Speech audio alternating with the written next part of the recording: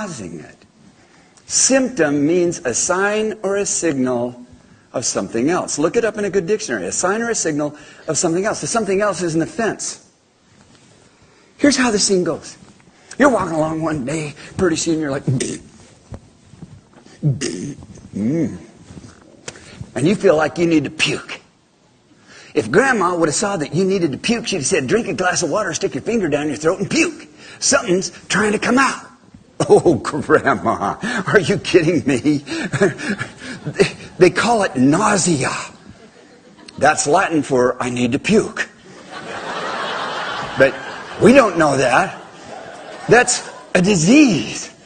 Grandma, do you not realize that nausea could cause you to become dehydrated? Unless you drink some water. So there you are. You run down and you get your modern miracle weapon of war in the fight against nausea. You take the thing and it's a neurotoxin that blocks the brain from being able to signal the stomach so it'll convolute and get rid of the problem. You've shut it down. You think, the age in which we live. Felt like needed to puke, took a pill, I'm good to go. Problem is, the offense still sitting there. You just shut down the symptom, which is the avenue of getting rid of the cause. Are you following me? Now all of a sudden you're walking along, you think you're good, you just added more poison to the original offense with that toxic drug. You don't know that. You're a good little believer. So there you go. Pretty soon the body wakes up to what's happening and goes, whew, we got to run this out the, back door. Ooh, they call that the runs. Because you feel like you better run. Nobody wants to deal with that crap. So there you are. Grandma seeing you at the runs. She say, girl, you get yourself in the bathroom, you give yourself an enema. Or you go down and see a colonic therapist. Those people do good things. Cleaning up the house. That's all it needs. We need to clean the house. If you don't want to do that, get a glass of warm water, take a tablespoon of Epsom salts, drink it. It'll flush it out. You're like, Grandma, are you kidding me? I can't be doing that. That's disgusting. I'm going to go down and I'm going to get an anti-diuretic medication. Diarrhea is Latin for you got the runs. You take the medication in the fight against the disease of diarrhea. Diarrhea, we're told, can be dangerous because you can become dehydrated unless you drink some water. So there you are. You take the medication, dries it all up. Hell, you couldn't poop if you wanted to.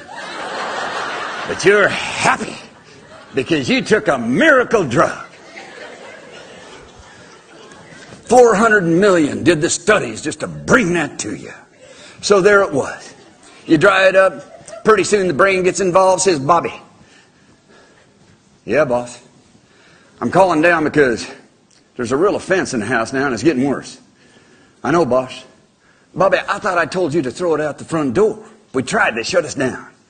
The boss says, oh, yeah, I remember that. Didn't I tell you to run out the back door? Yeah, boss, they dried that up. We can't get it out of the house. Boss? Yeah, Bobby. What are we going to do now? Well, Bobby, we're going to do the only thing we can do at this point. We're going to absorb it through the mucosal lining, through the colonic wall, put it into the interstitial tissues. We're going to get the lymphatic stream involved. We're going to collect it and we're going to shove it up to the lungs. It's going to take several months, but we'll get it there. Boss, why are you going to run it up to the lungs? Well, Bobby, when I designed the lungs clear back there in the womb, I created the ability of the lungs to create huge gobs of mucus. We'll surround it. I'll create a cough response. We'll hack it right out the front door. Bobby's like, I like how you think. So there it is. Several months later, you're walking along,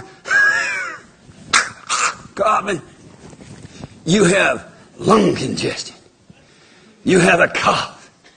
Grandma seeing that and say, okay, that's it. You're staying home. This is going to take 5 to 7 days.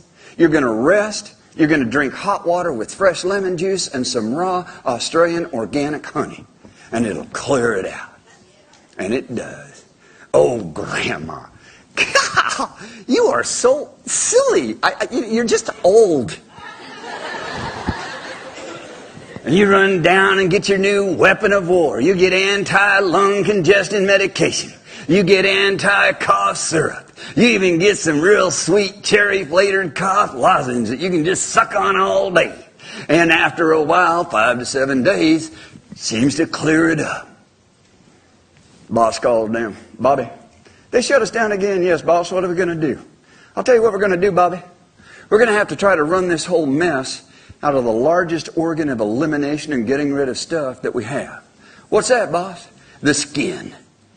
It's going to take a year. Could take a year and a half. Pretty soon, you're going to have welts. You might have rashes. You might have eczema. You might have psoriasis. You might have a boil. You might have pimples. And you're going to think it's some kind of a mysterious disease. Because that's what they're going to tell you it is. Grandma seeing that crap say, okay, here's what you do. Just cut a fresh lemon, put it all over that rashy, scaly, itchy area. Do it about 6 times a day. And whenever you can, get out there in the sun for about 20, 30 minutes, and it'll heal it up. And it does. But you don't know that. That is too silly. You don't want to be putting lemon on you, getting in the sun, because in July 1967, and Grandma must have forgot, because it was announced that on that day, the sun came up, had changed its mind about loving people, and wanted to kill them all.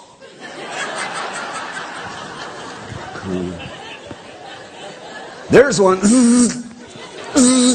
Oh yeah, baby. The sun's there to kill you now, people. So, there it is. You avoid that. Over time, you run down and you get your steroid topical creams. You start rubbing it on. It doesn't let the crap out of the body, and that's all it's trying to. The tubes are trying to clean the house.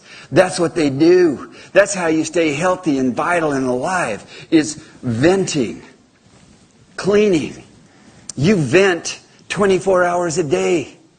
When you breathe in and out 20,000 times a day. You're venting metabolic waste. It turns it into gases, spews it out, takes in fresh gas. Go down and get some more crap, throw it out. That's the number one venting you have. When you sweat, oh, I'm sorry, girls, they glisten. So, when you sweat, when you perspire, you're venting. You're cleaning the house. You're supposed to. You wear antiperspirant. You're going to have lumps. You're going to have problems. You're being set up. Google it. So then, what's going on is when you need to puke, you're venting. Diarrhea, you're venting. Stuff coming out of the skin, it's venting. You're having pain, your body is preparing for venting. It used to be called prevention. Now, prevention is a medical program for early detection of disease. Come on in early. We'd love to treat you early. We'd love to treat you 80% of the time when you don't even have a problem. That's about as early as you can get. Right there. So there it is. It used to be called fluing. You build a house and it's got a chimney, you got this little thing you open up if you build a fire, so it'll flue. It'll vent. You follow me? If it's cold weather, you shut the flue so the cold air which sinks doesn't come down into the house. That's the flue. Oh, but darn. Flu's a disease. You get nauseous. You get diarrhea. You get headaches. Yeah, that's right. The body has to clean. That's what it's doing. But we treat it like it's some hideous, mysterious monster thing. Some bug floated in from some foreign country. And it's there just to get us. And it's so interesting how all of the flu seasons follow the Chinese calendar. Because that's where most of the vaccines come out. And you know about it. 2007, it was a year of chicken. We had bird flu. The next year was a year of horse, so we had horse flu. 2009, it's a year of the pig, so we got swine flu. I'm a little nervous about 2010 because it's the year of the cock.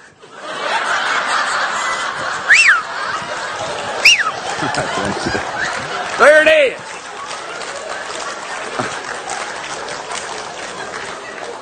You suppress crap trying to come out your skin. It's going to drive it through the... I couldn't resist, sorry. It's going to drive it down through the epidermis, into the dermis, into the interstitial tissues. The boss is going to call and say, Bobby, they've shut us down again. Bobby will say, yeah, boss, what are we going to do now? Boss say, we only got one last thing we can do, Bobby. They're not stopping. They're fighting us every step of the way. They're not walking much. They're not drinking enough water. They're malilluminated. They're afraid of the sun. They're not doing anything, Bobby, to help us here. We're going to have to build an internal self-containment unit. A what, boss? A garbage can, Bobby. A garbage can. We're going to have to build a garbage can, construct it, and start driving everything into it. Oh, that's right. They call it tumor, which is Latin for internal garbage can. We try to act like tumors are some mysterious thing. It is not. Your cells are intelligent. It knows what it's doing. You got some waste material that's all blocked and stuffed up, and so it's trying to build it and contain it. I keep spitting. I hit you with that spit. No? Yes? Let me get closer. I'll get you good. No. So there it is. It builds a tumor. You go to the doctor. What are you going to do? Well, we'll stick it with a needle, which will release everything inside out to the body, make things worse. It'll cause inflammation and infection, but that's okay. We'll give you some antibiotics and painkillers, and then we'll send it off to the laboratory, which has a 70% false positive inaccuracy. We'll believe in it, and so then we'll cut the lump out. Oh, doctor, after you wake up the next morning, did you get it all? Yeah, we had to take a lot of good flesh out around it, but we got it all. Oh, thank you, thank you. Just take your pain pills, your antibiotics, and you can go home. Oops, nope, you picked up a golden staff. Stay here a little longer. Most dangerous environments on the earth is the hospitals, because they use more antibacterials and antibiotics in that environment than anywhere else on the earth. There are people that go in for a simple test and die within 72 hours because of the infection they get. And so there you are, doing your good little sheeple thing. You cut out a tumor, 100% guaranteed, you're going to have more. Because the boss is going to call down, Bobby, I thought I told you to build a garbage can. Well, did you? Well, where is it? We don't know. Somebody broke in one night and stole it. It's you. The boss says, Bobby, who in the hell would break into a house and steal a garbage can? He says, I don't know, boss. We think they were on drugs. There were drugs all around the site. So that was it. What are we going to do now, boss? Bobby, if these things are going to be disappearing on us, then we need to build 3 more. It's going to take us about 9 to 18 months. All depends on where we decide to put it in its safest area to protect this body we're dealing with. But we're going to grow some more. How many know that that happens all the time? So now they go in, they can either decide to cut it out again, or they radiate it. All of these procedures are cancer causing, and they know that. You wind up with chemotherapy. Those are some of the most dangerous, toxic carcinogens that you can take into the body. But the whole philosophy is, fight fire with fire. This is a war.